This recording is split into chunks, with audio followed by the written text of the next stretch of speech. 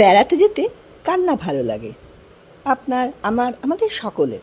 কিন্তু কখনো কখনো নানা কারণে হয়তো বেড়ানো ঠিক হয়ে ওঠে না, কিন্তু শুধু পরিকল্পনা হয়ে যায়। আমার ক্ষেত্রে সেটাই বেশি হয়। আমি যখনই কোনো ট্রাভেল ব্লগ পড়ি বা কোনো জায়গার একটা বর্ণনা পড়ি, আমার সঙ্গে সঙ্গে মনের আয়নায় সেই জায়গাটায় যাওয়ার একটা ছবি আমার ভেসে ওঠে এবং আমি এক্সপ্লোর করি। এবং আমার অন্য সব কাজ সেই মুহূর্তে, আমি হয়তো কম্পিউটারে অন্য কিছু একটা প্রফেশনাল কাজ করছিলাম, আমি সেসব থামিয়ে তখন সেই জায়গাটা সম্বন্ধে জানতে প্রচণ্ড ইন্টারেস্টেড হয়ে যাই। এবং আমার একটা মানে গুগল ক্লাউডে একটা ফোল্ডার আছে, সেটার নাম হচ্ছে গিয়ে ট্র্যাভেলিং। অ্যান্ড ওখানে আমি সমস্ত খবরাখবরগুলো কাট অ্যান্ড পেস্ট করে যা পড়ছিলাম সেখানে থেকে ঢুকিয়ে দিই আমার ড্রাইভে। মনে মনে আসা, কোনো দিন যদি যাই তাহলে এগুলো খুব হেল্পফুল হবে।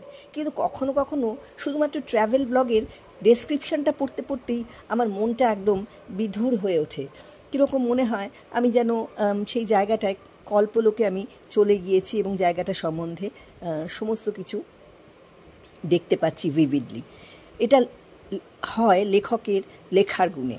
এই সেদিনই তো আমি দীপান্বিতা রায়ের লেখা একটা বই পড়ছিলাম, একটা এক্সার্ট পড়ছিলাম, ত্রিবেণী সঙ্গমে। ওটা বেরিয়েছিল 2009 সালের একটা আনন্দবাজার পত্রিকার একটা ভ্রমণ সেকশনে। বইটা আমি রেখে দিয়েছিলাম যত্ন করে। ওটা আমি চোখের সামনে এসে গেল এবং এগুলোকে আমি কখনো ফেলি না, এগুলো আমি রেখে দিই এবং এখান থেকে যা যা আমার ইম্পর্টেন্ট লাগে আমি সেগুলো আমার ট্র্যাভেল ড্রাইভে আমার ওই ফোল্ডারটাতে তুলে নিই। কিন্তু এই পড়াটা আপনাদের সঙ্গে শেয়ার না করে আমার মন কিছুতেই ভরছে না। কারণ সব সময় আমরা যে একটা নির্দিষ্ট জায়গা যেটা আমাদের ভালো লেগেছে সেখানে যেতে পারি তা নয়, কিন্তু সেটার বর্ণনা এবং সেটা যদি কেউ সুন্দরভাবে দিয়ে থাকেন সেটাই আমাদের মনকে অনেকখানি পাওনা পাইয়ে দেয়। ওই যাকে বলে দুধের স্বাদ ঘোলে। তা যাই হোক, দুধও খারাপ নয়, ঘোলও খারাপ নয়। যেটা পাওয়া যায় হাতের কাছে সেটাকেই সাদরে আহ্বান করা উচিত এবং সেটাকে এনজয় করা উচিত। তো আপনাদের সঙ্গে তাহলে এখন শেয়ার করি লেখাটা ত্রিবেণী সঙ্গমে। লিখছেন দীপান্বিতা রায়। রুক্ষ পাথুরে গায়ে নির্লজ্জ স্পর্ধা, কোথাও আবার আলফানসো আম কিংবা কাজুর বাগানে লজ্জা নিবারণ। যেন লুকোচুরি খেলছে উল্টো দিকের খাদে বয়ে যাওয়া সব নদী। হিমালয় নয়, সহ্যাদ্রি পর্বতমালার ছড়িয়ে ছিটিয়ে থাকা শাখা প্রশাখা। মসৃণ রাস্তা দিয়ে দিব্যি চলছে গাড়ি। চালক স্থানীয় মানুষ। হঠাৎই জানতে চাইলেন এই রাস্তা ছেড়ে অন্য একটা পথ ধরে যাওয়া যায় কি না। কারণটা কি না, ভালো ভিউ পাওয়া যাবে। আর সে নামটাও ভারী অদ্ভুত, আরে বারে। অচেনা জায়গা, তবু ভালো ভিউয়ের লোভে রাজি হতেই হলো। কিছুটা এবড়ো খেবড়ো পথ, পাহাড়ের ঢালে ছোট ছোট গ্রাম, মানুষজনের বিস্মিত চাউনি। সবে ভাবছি এ পথের নতুনত্বটা কোথায়, ঠিক তখনই বাঁক নিল গাড়ি। খাড়া পাহাড়ের গা বেয়ে চোখ আছড়ে পড়ল সোনালি হলুদ বেলাভূমির শেষে নীল সমুদ্রে।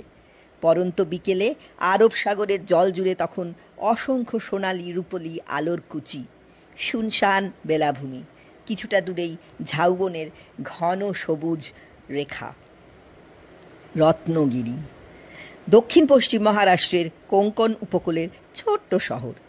গুরুত্ব কিন্তু কম নয়। বিজানুর রাজাদের আমলে এই রত্নগিরিই ছিল প্রশাসনিক রাজধানী। তাঁরা এখানে একটি দুর্গও তৈরি করেন। পরবর্তীকালে ছত্রপতি শিবাজী সেই দুর্গের সংস্কার করে তাকে অনেকটাই আধুনিক রূপ দেন। কারণ পাহাড়, সমুদ্র এবং মোহনা, এই ত্রিবেণী সঙ্গমে রত্নগিরি চিরকালই গুরুত্বপূর্ণ। তবে মোহনার ধারের দুর্গই কিন্তু রত্নগিরির ইতিহাসের একমাত্র সাক্ষী নয়। পরবর্তীকালে ব্রিটিশরা এখানে একটি প্রাসাদ তৈরি করে, যার নাম থিবা প্যালেস। আকৃতিতে প্রাসাদের মতো হলেও আসলে কিন্তু এ এক বন্দিশালা। বর্মা, যা এখন মায়ানমার, তার শেষ রাজা ছিলেন থিবা। যুদ্ধে পরাস্ত করে ব্রিটিশরা তাকে এখানে বন্দি করে রেখেছিল। স্থানীয় মানুষরা বলেন প্রাসাদ থেকে বেরোনোর হুকুম ছিল না রাজার, তাই প্রায় সারাদিনই তিনি চিলেকোঠার ঘরে বসে সমুদ্র দেখতেন। শোনা যায় অদ্ভুত দূরদৃশ্যটা ছিল রাজার। মেঘের রং, জলের রং কিংবা বাতাসের গতি প্রকৃতি দেখে বুঝে নিতে পারতেন ঝড় আসবে কি না, কিংবা সমুদ্র কতটা উত্তাল হবে। তাই রাজার পরামর্শ নিয়ে তবেই সমুদ্রে নৌকা ভাসাতেন স্থানীয় মৎস্যজীবীরা। সাধারণ মানুষের মধ্যে জনপ্রিয় হয়ে উঠেছিলেন রাজা থিবা। সেটা ব্রিটিশদের মোটেই পছন্দ হয়নি। থিবার প্রাসাদ এখন জাদুঘর। সেই চিলেকোঠার ঘর বন্ধ থাকলেও প্রাসাদের অন্যান্য জায়গা ঘুরে দেখতে কোনো অসুবিধা নেই।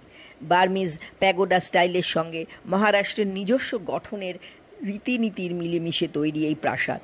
বিশাল বড় নয়, কিন্তু ছিমছাম, মনোরম। রাজার ব্যবহার্য নানা জিনিস রাখা আছে সযত্নে।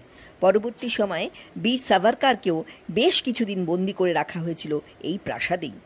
থিবা প্রাসাদের কাছেই থিবা ভিউ পয়েন্ট। পাহাড়ের গা বেয়ে নেমে আসতে হয় বেশ কিছুটা। এখান থেকে দেখা যায় মোহনা। স্থানীয় একটা ছোট্ট নদী এসে পড়েছে আরব সাগরের জলে, কিন্তু মেশার আগে নদীটি ভাগ হয়ে গেছে দুই ভাগে।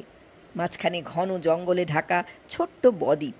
সূর্যদেব যখন পাটে বসেন তখন তার সোনালি রশ্মি সমুদ্রের জল বেয়ে সোজা এসে ঢাকে নদীতে।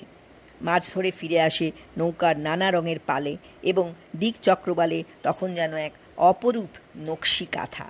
সোনালি সুতোয় চলছে শেষ মুহূর্তের কারুকাজ।